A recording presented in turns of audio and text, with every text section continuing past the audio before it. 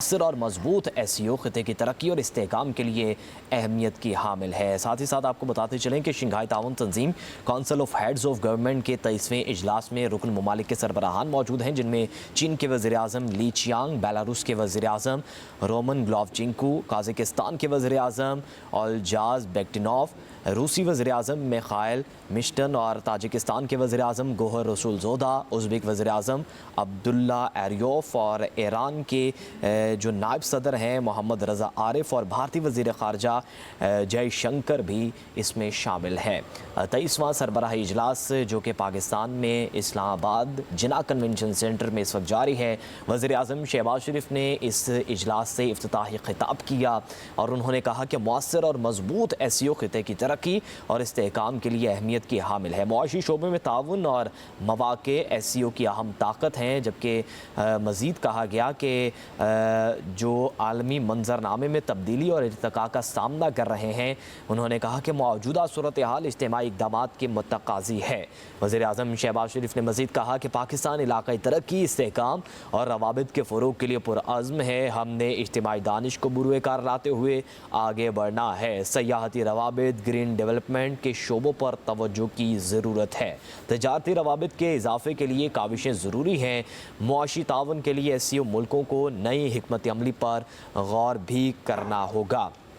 افغانستان علاقائی ترقی اور استحکام کے لیے بہت اہم ملک ہے۔ پاکستان پرامن، مستحکم اور خوشحال افغانستان کا خواہاں بھی ہے۔ عالمی برادری افغانستان میں انسانی بنیادوں پر امداد پر توجہ دے۔ افغان سرزمین کا دہشت گردی کے لیے استعمال روکنا ہوگا۔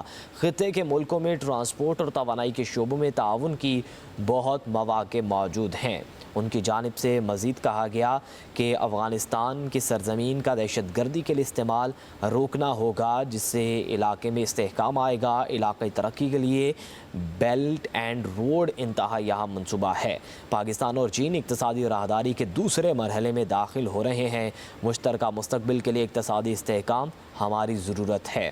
انہوں نے کہا کہ جو اقتصادی استحکام ہے وہ ملک میں آئے گا تو پاکستان میں معیشت بھی بہتر ہوگی اور خطے میں بھی معاشی صورتحال کی بہتری کے لیے ہمیں کچھ نہ کچھ اقدامات کرنا ہوں گے۔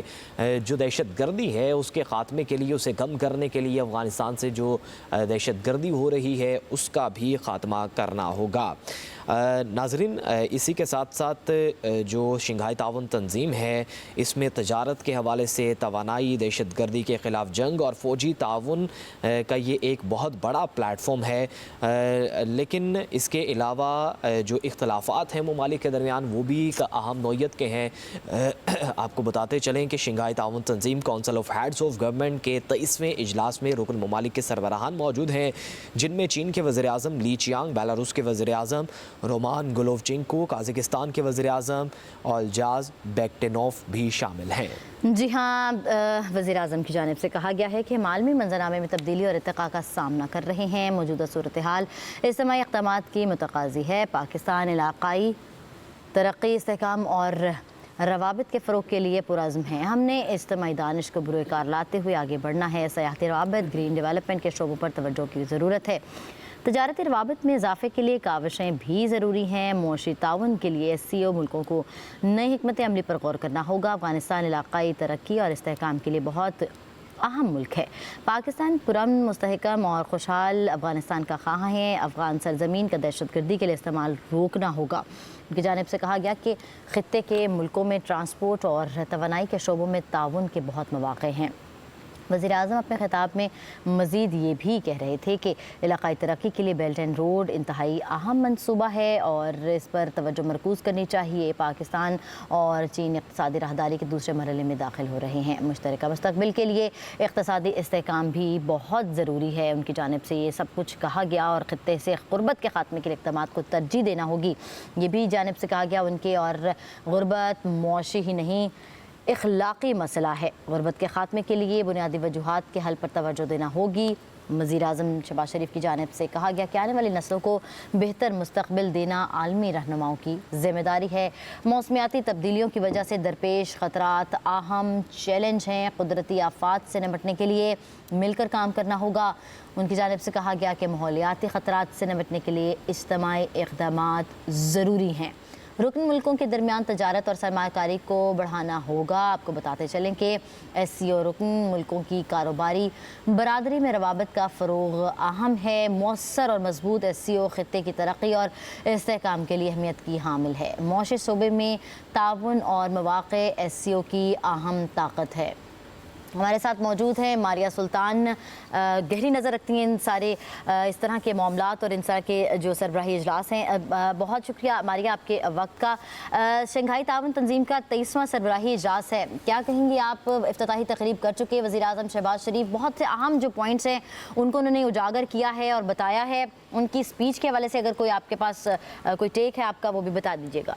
देखिए, बड़ी उन्होंने आराम से और बड़े तहम्मुल से जो इस खत्ते के मसाइल हैं, बिलखुसूस पाकिस्तान के जो तहफ़्फ़ुज़ात हैं, उससे न सिर्फ शंघाई ताउन तंजीम के मेम्बरान को आगाह किया है, लेकिन उसके साथ साथ जो हल तलब चीज़ें हैं उस पर भी मतलब फोकस किया, क्योंकि जब तक हम हल की तरफ नहीं जाते तो मसाइल का कोई फ़ायदा नहीं।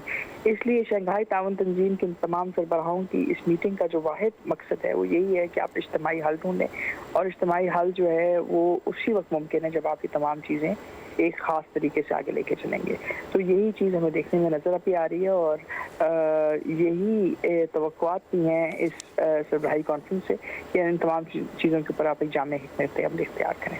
अच्छा मारिया, कहिएगा कि बहुत से पॉइंट्स हैं जो कि अहम पॉइंट्स हैं और तकरीबन सारे पॉइंट्स जो हैं वो वज़ीर आज़म ने इस अपने ख़िताब में जो हैं कि वो उठा लिए हैं।